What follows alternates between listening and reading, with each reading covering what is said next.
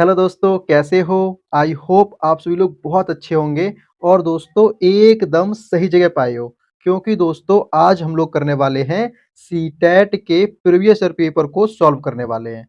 और दोस्तों इस पेपर का क्या सॉल्व करेंगे? तो दोस्तों आज हम लोग सॉल्व करेंगे सीडीपी। क्या करने वाले हैं? सीडीपी दोस्तों आज हम लोग करने वाले हैं। तो चलिए दोस्तों स्टार्ट करते हैं। दोस्तों क्लास स्टार्ट करने से पहले जो स्टूडेंट मुझे नहीं जानते हैं या फिर पहली बार आए हैं, उनको मैं बता देता हूँ कि मेरा नाम है सौरभ और दोस्तों मैं आप लोगों को करा रहा हूँ टीचिंग से रिलेटेड सभी प्रकार के previous year paper and current year paper.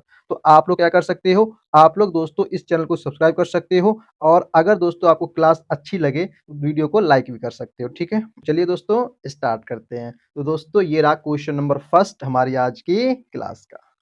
तो दोस्तों इसमें लिखा है वायगॉत्स्की के अनुसार संज्ञानात्मक विकास को सुगम बनाने में शिक्षक की क्या भूमिका है। मतलब कि दोस्तों ये कह रहा है कि संज्ञानात्मक विकास को सुगम बनाने में शिक्षक की क्या भूमिका होती है और किसके अकॉर्डिंग बताना है, तो आपको बताना है वायगॉत्स्की के अकॉर्डिंग। अब दोस्तों सबसे पहले आपको पता होना चाहिए कि वायगॉत्स्की है कौन। तो दोस्तों ये कौन है? ये दोस्तों एक राइटर हैं और इन्होंने क्या दिया है? थ्योरी दी है। क्या दी है? थ्योरी दी है। और दोस्तों उस थ्योरी में इन्होंने क्या बोला है? इन्होंने बोला है कि जो बच्चा होता है वो समाज से सीखता है। कहाँ से सीखता है? समाज मतलब कि सोसाइटी से सीखता है। और इसके अपोजिट कौन है? प्याजे हैं। प्याजे ने क्या बोला है? प्याजे ने ये कहा है कि बच्चा जो होता है वो खुद से सीखता है। कहाँ से सीखता है? खुद से सीखता है, समाज से नहीं सीखता है। लेकिन इन्होंने क्या बोला है? इन्होंने कहा है कि बच्चा समाज से सीखता है। मतलब कि वायगॉत्स्की और प्याजे के बीच कैसा है? अपोजिट रिलेशन है। वायगॉत्स्की कहते हैं कि बच्चा समाज से सीखता है, प्याजे कहता है नहीं, बच्चा खुद से सीखता है। ठीक है, ये नॉर्मल बातें हैं इनके बारे में। अब दोस्तों वायगॉत्स्की ने अपनी थ्योरी में दो बातें और लिखी हैं। क्या क्या लिखी हैं? पहला लिखा है ZPD। क्या लिखा है? ZPD। और दूसरा क्या है? दूसरा है स्काफोल्डिंग। यहाँ पे लिख देता हूँ मैं, SCAFFOLDING। ठीक है, ये लिख लेना आप लोग यहाँ पे, स्काफोल्डिंग। ठीक है, ये दो बातें और लिखी हैं। अब दोस्तों इन दोनों बातों का मतलब क्या है? तो दोस्तों इन दोनों बातों का मतलब है, पहले में लिखा है ZPD, इसका फुल फॉर्म है जॉन प्रॉक्सिमल डेवलपमेंट। अब दोस्तों इसका मतलब क्या होता है? तो दोस्तों इसका मतलब ये होता है कि जो बच्चा है उसको सपोर्ट दिया जाता है। क्या दिया जाता है? सपोर्ट दिया जाता है कोई चीज सीखने के लिए। ठीक है, जैसे कि मान लो ये पेड़ है। ठीक है, ये क्या है? पेड़ है। अब ये है बच्चा। क्या है? ये बच्चा है। ठीक है, समझना है, बच्चा है। ये बच्चा इस पेड़ पे चढ़ना चाहता है, तो हम इसको बोलेंगे बेटा ऐसे ऐसे चढ़ जा। नहीं, इसको हम सपोर्ट करेंगे। भैया पैर लगा लेंगे, हाथ लगा लिया। अब क्या करेगा? हाथ लगाने से क्या होगा कि बच्चा इसके ऊपर लात रखेगा और ऊपर चढ़ जाएगा। मतलब कि क्या कर दिया? सपोर्ट दे दिया हमने। ठीक है, इसे बोलते हैं ZPD।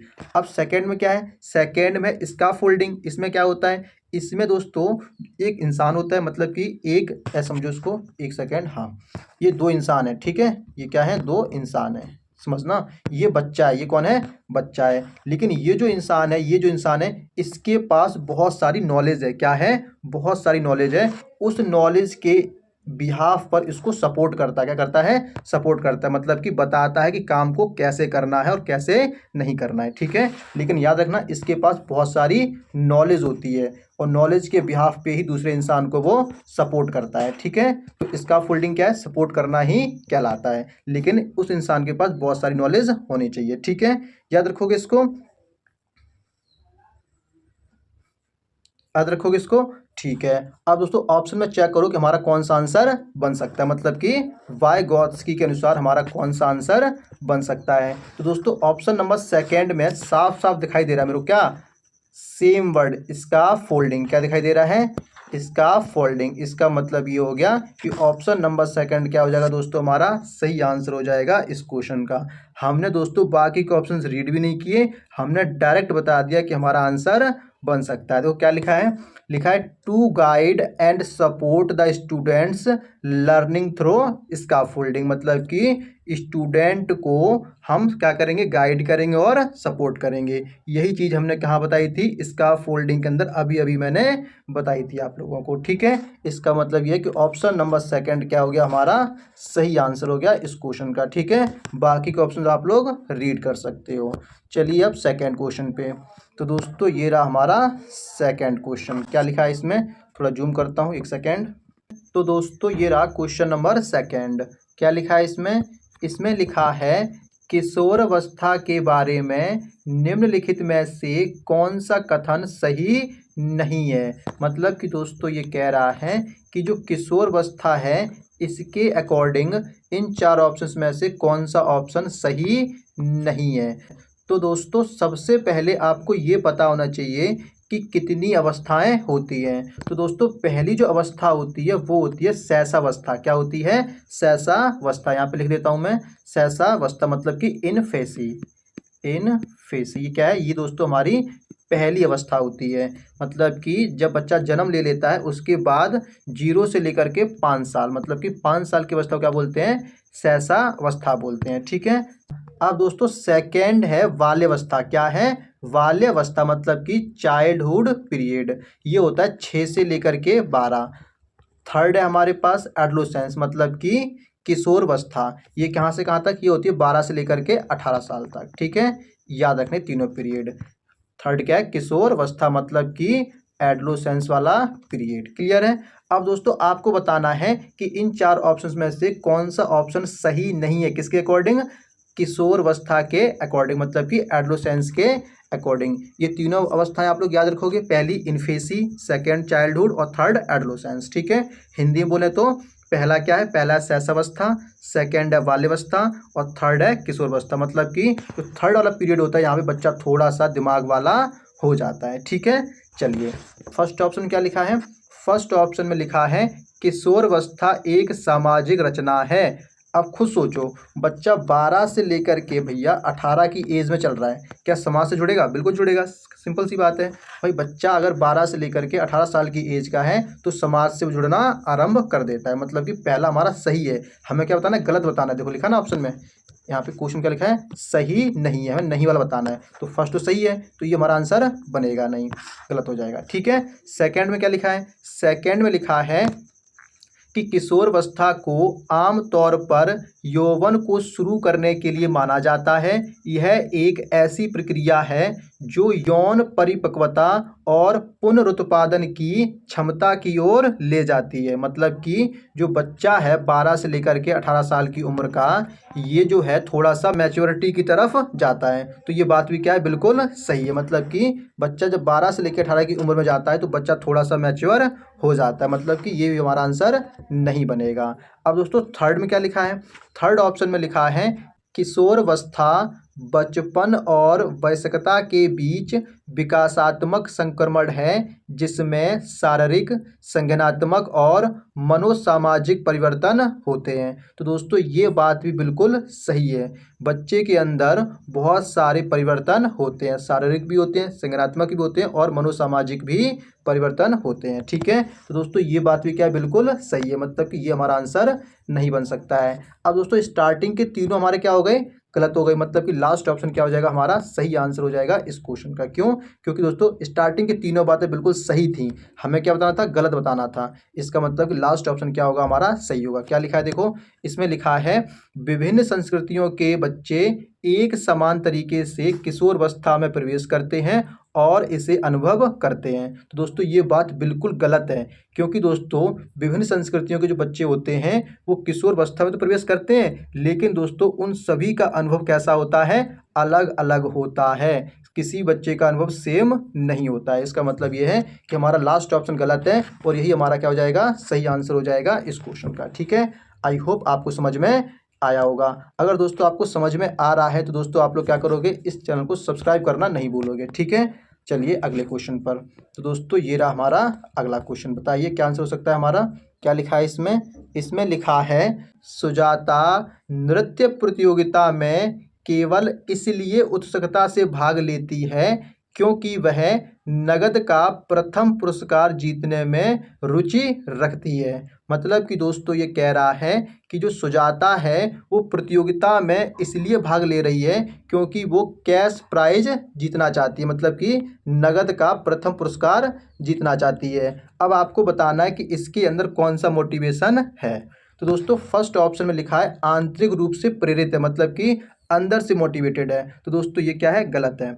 क्यों? क्योंकि दोस्तों सुजाता जो है वो क्या देख रही है, कैश प्राइज देख रही है, मतलब कि सिर्फ और सिर्फ पैसों के लिए वो जीतना चाहती है। मतलब कि अगर कोई इंसान बाहर की चीज़ देख करके कोई काम कर रहा है, इसका मतलब ये है कि उसका खुद का इंटेंसिव नहीं है, सिर्फ बाहर की चीज़ें देख करके ही वो कर रहा है। मतलब कि ये कौन सा मोटिवेशन है, ये बाहरी रूप से प्रेरित है, मतलब कि अगर कैश प्राइज मिलेगा उसी के लिए वो मेहनत कर रही है। मतलब कि ऑप्शन नंबर सेकंड क्या होगा, हमारा सही आंसर होगा इस क्वेश्चन का। ठीक है, बाहरी रूप से क्या है, वो प्रेरित है, सिर्फ और सिर्फ कैश प्राइज को ही वो देख रही है और उसी को जीतने के लिए वो मेहनत कर रही है और भाग ले रही है। ठीक है, समझ में आ गया।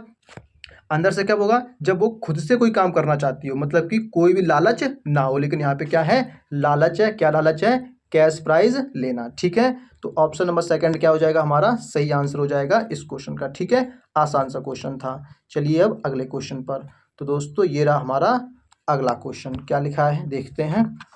हाँ, तो दोस्तों इसमें लिखा है शिक्षार्थियों के बीच व्यक्तिगत भिन्नताओं को संबोधित करने के लिए एक शिक्षक को, मतलब कि दोस्तों ये कह रहा है कि जो स्टूडेंट होते हैं, जो लर्नर होते हैं, उनके बीच, सभी लर्नर के बीच क्या होता है, डिफरेंस होता है। क्या होता है, डिफरेंस होता है। क्यों? क्योंकि दोस्तों हर एक बच्चा अलग अलग कैटेगरी से आया हुआ होता है। ठीक है, अब उस डिफरेंस को ठीक करने के लिए, कम करने के लिए टीचर को क्या करना चाहिए। तो दोस्तों ऑप्शन नंबर फर्स्ट में लिखा है मतभेदों को असामान्य और एक प्रकार की कमी के रूप में स्वीकार करना चाहिए।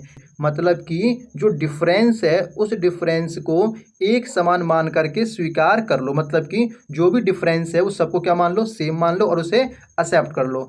अब दोस्तों डिफरेंस को अगर एक्सेप्ट करोगे, टीचर एक्सेप्ट करेगा, तो डिफरेंस कम कैसे होगा। हमें क्या करना है, कम करना है, ठीक करना है। इसका मतलब यह है कि ऑप्शन नंबर फर्स्ट क्या हो जाएगा दोस्तों, गलत हो जाएगा। ठीक है, अच्छा अब दोस्तों सेकंड ऑप्शन में लिखा है व्यक्तिगत भिन्नताओं को नज़रअंदाज करना चाहिए। अरे भाई आप टीचर हो, अगर कोई दिक्कत चल रही है उसे नज़रअंदाज करोगे तो उससे क्या होगा, प्रॉब्लम क्रिएट होगी। ये भी क्या हो जाएगा, गलत हो जाएगा। थर्ड ऑप्शन में लिखा है भिन्नताओं को मानव विविधताओं की प्रत्यक्ष विशेषता के रूप में मानना चाहिए। अब दोस्तों यहाँ पर बात बिल्कुल सही लिखी है। क्या लिखी है, यहाँ पे लिखा है कि जो भिन्नताएं हैं, जो डिफरेंस है मानव के बीच में, उनको प्रत्यक्ष विशेषता के रूप में मानना चाहिए। मतलब कि जो डिफरेंस है उसे अच्छे से समझना चाहिए और उसका कोई ना कोई सॉल्यूशन निकालना चाहिए। मतलब कि ऑप्शन नंबर थर्ड क्या हो जाएगा दोस्तों, हमारा सही आंसर हो जाएगा इस क्वेश्चन का। ठीक है, ऑप्शन नंबर थर्ड क्या हो गया, हमारा सही आंसर हो गया।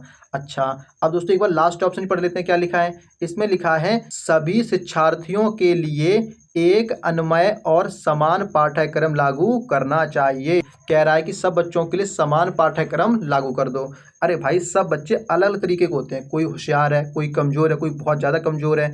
अगर हर एक बच्चे को सेम लेवल से पढ़ाओगे तो क्या हो जाएगा, बच्चा सीख नहीं पाएगा। अगर दोस्तों कोई बच्चा कमज़ोर है तो उसे क्या दो, एक्स्ट्रा क्लास दो, उसे अच्छे से समझाओ, तो ये क्या है, ठीक रहेगा बच्चे के लिए। मतलब कि लास्ट ऑप्शन में क्या है, गलत है। हमारा जो आंसर निकल के आया है वो निकल के आया है ऑप्शन नंबर थर्ड, हमारा करेक्ट आंसर निकल के आया है। ठीक है, आई होप आपको समझ में आ रहा होगा। चलिए अब अगले क्वेश्चन पर। तो दोस्तों ये रहा क्वेश्चन नंबर 5। क्वेश्चन नंबर 5 में लिखा है जीन पियाजे का मानना था कि ज्ञान है। क्या है ज्ञान, देखो फर्स्ट ऑप्शन में लिखा है पर्यावरण से निष्क्रिय रूप से पारित होने के बजाय बच्चे द्वारा निर्मित किया जाता है। कह रहा है कि समाज और पर्यावरण से नहीं सीखता है, बच्चा क्या करता है, खुद से ही सीखता है। तो दोस्तों क्वेश्चन नंबर फर्स्ट में मैंने आप लोगों को बताया था वाइगॉत्स्की और पियाजे के बारे में। मैंने क्या बोला था, मैंने कहा था कि जो वाइगॉत्स्की की जो थ्योरी है, जो सिद्धांत है, उन्होंने ये कहा है कि बच्चा समाज से सीखता है लेकिन जीन पियाजे ने क्या बोला है? जीन पियाजे ने कहा है कि बच्चा खुद से ही सीखता है, मतलब कि सारा का सारा जो चीज़ सीखता है वो खुद से ही सीखता है। तो दोस्तों यहाँ पे क्या लिखा है? यहाँ पे लिखा है बच्चे द्वारा निर्मित किया जाता है, मतलब कि बच्चा खुद से ही निर्मित करता है। इसका मतलब ये है कि ऑप्शन नंबर फर्स्ट क्या हो जाएगा दोस्तों, हमारा सही आंसर हो जाएगा इस क्वेश्चन का, ठीक है?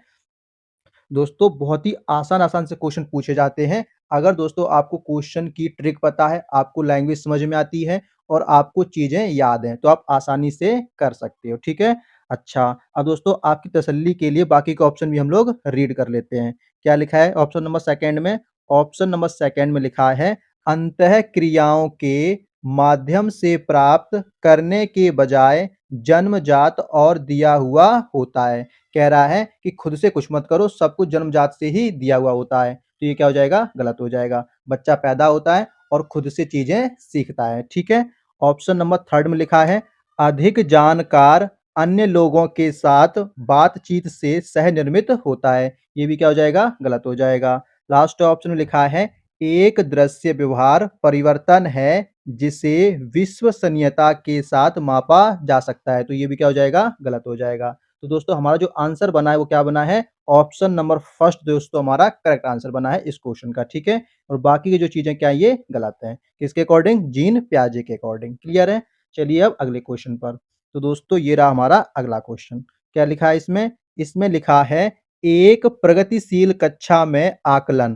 क्या लिखा है? एक एक प्रगतिशील कक्षा में आकलन। तो आपको बताना है इस डैश पे क्या आएगा। तो दोस्तों जो प्रगतिशील कक्षा होती है, उसका आकलन कैसा होता है? गतिशील होता है। कैसा होता है? गतिशील मतलब कि डायनामिक होता है। आप चेक करो किस ऑप्शन में है? तो दोस्तों ऑप्शन नंबर फर्स्ट में लिखा है गतिशील होता है। इसका मतलब है कि ऑप्शन नंबर फर्स्ट क्या हो जाएगा? हमारा सही आंसर हो जाएगा इस क्वेश्चन का, ठीक है? बहुत ही आसान सा क्वेश्चन था। अच्छा, अब देखो अगला क्वेश्चन क्या है? अगले क्वेश्चन में लिखा है, निम्नलिखित में से कौन-सी प्रक्रिया वातावरण से प्राप्त जानकारी के अर्थ, निर्माण और इसे स्मृति में आगे संग्रहीत करने के लिए आवश्यक है? मतलब कि दोस्तों ये कह रहा है कि जो जानकारी हमें वातावरण से प्राप्त होती है, उसके लिए क्या चीज़ ज़रूरी है और किसके लिए? फर्दर मेमोरी मतलब कि याद रखने के लिए। तो दोस्तों जब भी बात आ जाए याद रखने की, तो याद कैसे करते हैं? ध्यान से, मतलब कि जहाँ पर हमारा पूर्ण रूप से अटेंशन होता है, उस चीज़ पर हम क्या करते हैं? जल्दी से याद कर लेते हैं।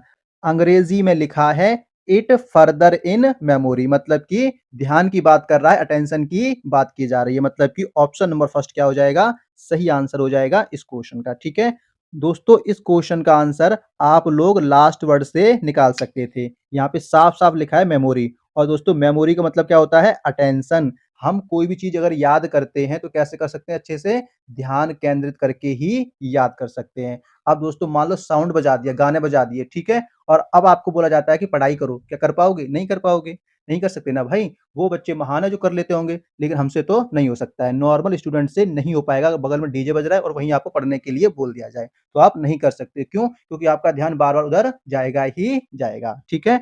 मतलब कि कोई भी काम हो सकता है, जो भी इन्फॉर्मेशन है, अच्छे से आप लोग उसे प्रोसेस करना चाहते हो, तो क्या चाहिए? ध्यान चाहिए, मतलब कि अटेंशन होना चाहिए, ठीक है? ऑप्शन नंबर फर्स्ट क्या हो जाएगा? सही आंसर हो जाएगा इस क्वेश्चन का, ठीक है? बहुत ही आसान सा क्वेश्चन था।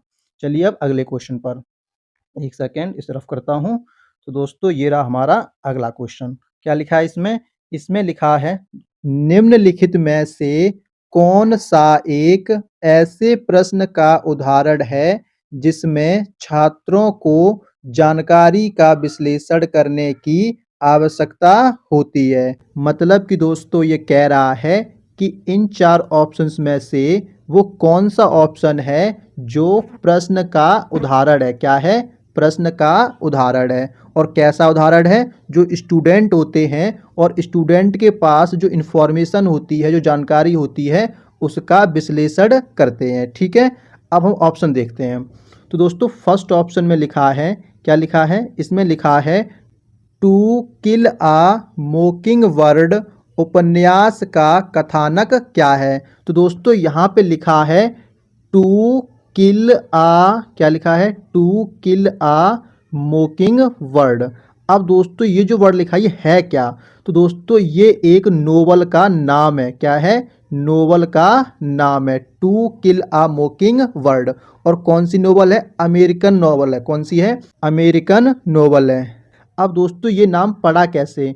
तो दोस्तों अमेरिका में, ठीक है, अमेरिका में एक बोलने वाली चिड़िया होती है। क्या होती है? एक बोलने वाली चिड़िया होती है। उसी के ब्याह पर, उसी के नाम पर दोस्तों ये नाम रखा गया है, टू किल अ मॉकिंग बर्ड। याद रखोगे, ये क्या है? एक नोवेल का नाम है। अब दोस्तों यहाँ पे देखोगे तो क्या है? नोवेल का नाम है, मतलब कि ये जो नाम रखा गया है चिड़िया को एनालाइज करने के बाद ही रखा गया होगा। समझ रहे हो ना? जो अमेरिकन चिड़िया है उसको एनालाइज करने के बाद ही तो ये नाम रखा गया होगा। किसी का नाम रखा जा रहा है, किसी के ब्याह पे रखा जा रहा है, तो उस चीज़ को पहले परखा होगा, देखा होगा, तभी दोस्तों ये नाम रखा गया है ना, है ना?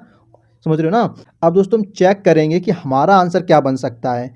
अब दोस्तों ऑप्शन नंबर फर्स्ट में देखोगे तो यहाँ पे लिखा है उपन्यास। क्या लिखा है? उपन्यास, मतलब कि नोवेल। तो दोस्तों नोवेल तो ये है, लेकिन यहाँ पर लिख दिया कथानक क्या है, मतलब दोस्तों कोई कथन नहीं है, ये क्या है? प्रॉपर एक चीज है। तो क्या हो जाएगा? ये गलत हो जाएगा। अब दोस्तों सेकंड ऑप्शन में लिखा है उपन्यास का विषय क्या है। तो दोस्तों ये कोई भी विषय नहीं है। क्या है? ये नोवेल है और किसके बिहाफ पे है? चिड़िया के नाम के बिहाफ पर इसका नाम रखा गया है। तो ये भी क्या हो जाएगा? गलत हो जाएगा।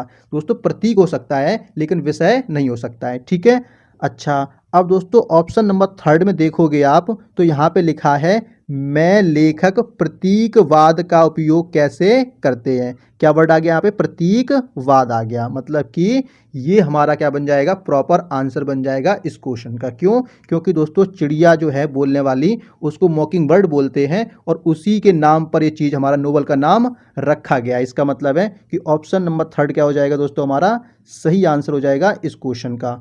आज से पहले दोस्तों आपने ये नाम बिल्कुल भी नहीं सुना होगा, लेकिन क्वेश्चन आ गया है तो आपको करना पड़ेगा। ठीक है, तो दोस्तों हमारा आंसर क्या बना है? आंसर हमारा बना है option number third, correct answer बना है इस क्वेश्चन का। ठीक है, एक बार इसको रफ कर देता हूँ, एक सेकेंड। ये रफ कर दिया हमने। ठीक है, ये आपको आउट ऑफ सिलेबस नहीं है दोस्तों, ये क्वेश्चन बहुत बार पूछा गया है और ये नोवेल आपने पढ़ी नहीं होगी, ये बात तो मान सकता हूँ, लेकिन आपको करना तो पड़ेगा ये चीज़। ठीक है, चलिए अब हम चलते हैं अपने अगले क्वेश्चन पे। तो दोस्तों ये रहा हमारा अगला क्वेश्चन। क्या लिखा है? इसमें लिखा है शिक्षकों को निरंतर अपने स्वयं के रूढ़िवादिता और पूर्वाग्रहों पर चिंतन करना चाहिए। मतलब कि दोस्तों ये कह रहा है कि जो टीचर हैं, जो शिक्षक हैं, उन्हें स्वयं के बारे में भी देखना चाहिए कि वो सही से पढ़ा रहे हैं या फिर नहीं पढ़ा रहे हैं, उनका बिहेवियर कैसा है, उनका व्यवहार कैसा है, वो बोल कैसे रहे बच्चों से, हर एक चीज़ उन्हें देखनी चाहिए और स्वयं के बारे में चिंतन करना चाहिए। ये लिखा है कहाँ पर? अभिकथन में, मतलब कि ये हमारी स्टेटमेंट है। अब दोस्तों रीज़न क्या है? कारण पढ़ लेते हैं। कारण में लिखा है सांस्कृतिक रूप से उत्तरदायी शिक्षण का अर्थ है कि शिक्षक चिंतनशील हो। मतलब कि दोस्तों ये कह रहा है कि हमारी जो सांस्कृतिक है, हमारा जो कल्चर है, उसके आधार पर जो शिक्षक होना चाहिए, जो टीचर होना चाहिए, वो कैसा होना चाहिए? चिंतनशील होना चाहिए। मतलब कि उसे फ़र्क पड़ना चाहिए कि बच्चा पढ़ रहा है या फिर नहीं पढ़ रहा है। अगर बच्चा क्यों नहीं पढ़ रहा है, क्या मेरी खुद की कमी है उस वजह से बच्चा नहीं पढ़ रहा है, या फिर बच्चे की कमी है, मतलब कि उसको चिंतन करना चाहिए। तो दोस्तों जो हमारा स्टेटमेंट थी, हमारी ये क्या थी? स्टेटमेंट थी। इसी के आधार पर हमारा क्या है? कारण भी है। मतलब कि दोनों स्टेटमेंट कैसी हैं? सही हैं। तो हमारा आंसर क्या बनेगा? ऑप्शन नंबर फर्स्ट हमारा करेक्ट आंसर बनेगा। ए और आर दोनों सही हैं। ए आर की व्याख्या करता है, मतलब कि ये जो स्टेटमेंट है, एक सेकेंड मैं इसको रफ करके दिखाता हूँ। एक सेकेंड, हाँ देखो, ये जो हमारा क्या था? अभिकथन था और ये क्या था? कारण था। जो कथन है, ये जो कथन है, ये बिल्कुल सही है कारण के बिहाफ पर। ठीक है, ऐसे क्वेश्चंस आप लोगों ने पहले भी किए होंगे। ठीक है, चलिए अब हम चलते हैं अपने अगले क्वेश्चन पर। तो दोस्तों ये रहा हमारा अगला क्वेश्चन, इसको रफ कर देता हूँ। चलते हैं अपने अगले क्वेश्चन पर। तो दोस्तों ये रहा हमारा अगला क्वेश्चन। क्या लिखा है इसमें? इसमें लिखा है कौहल वर्ग के नैतिक विकास के सिद्धांत की कैरोल गिलिगन की आलोचना का केंद्रीय तर्क है। मतलब कि दोस्तों ये कह रहा है कि ये जो कौहल वर्ग है और गिलिगन है, इनके बीच जो आलोचना का केंद्रीय तर्क क्या है? तो दोस्तों याद रखना, इनकी जो थ्योरी है किसकी? कोहलबर्ग की। इनकी जो थ्योरी है, इन्होंने अपनी पूरी थ्योरी में पुरुष को महत्व दिया है। किसको दिया है? पुरुष को महत्व दिया है। इन्होंने स्त्री को महत्व नहीं दिया है अपनी थ्योरी के अंदर, मतलब कि अपने सिद्धांत में सिर्फ और सिर्फ पुरुष को ही महत्व दिया है, स्त्री को महत्व नहीं दिया है। फिर आए कौन? गिलिगन आई। इन्होंने क्या बोला? इन्होंने बोला कि कोहलबर्ग ने सिर्फ पुरुष को लिया है, स्त्री को नहीं लिया है। तो इन्होंने स्त्री के ऊपर बात की है। मतलब कि इन दोनों में क्या दिक्कत चल रही है? पुरुष और स्त्री की दिक्कत चल रही है, मतलब कि नारीवादी दृष्टिकोण चल रहा है। ठीक है, अब चेक करो ऑप्शन में क्या है। तो दोस्तों फर्स्ट ऑप्शन में लिखा है देखभाल की नैतिकता और नारीवादी दृष्टिकोण। अब दोस्तों यहाँ पे क्या वर्ड आ गया? नारीवादी आ गया, मतलब कि स्त्री की बात की जा रही है। इसका मतलब ये है कि ऑप्शन नंबर फर्स्ट क्या हो जाएगा? हमारा सही आंसर हो जाएगा इस क्वेश्चन का। और दोस्तों बाकी के ऑप्शंस में कहीं पर भी स्त्री की बात नहीं की गई है, बाकी आप रीड कर सकते हो। इसका मतलब ये है कि ऑप्शन नंबर फर्स्ट क्या है दोस्तों? हमारा सही आंसर है इस क्वेश्चन का। आई होप आपको समझ में आया होगा। अगर दोस्तों आपको समझ में आ रहा है तो आप लोग क्या करोगे? इस चैनल को सब्सक्राइब करना नहीं भूलोगे, अगर दोस्तों आप सीटेट का एग्जाम क्वालिफाई करना चाहते हो तो। ठीक है, चलिए मिलते हैं नेक्स्ट क्लास में। Tata bye bye.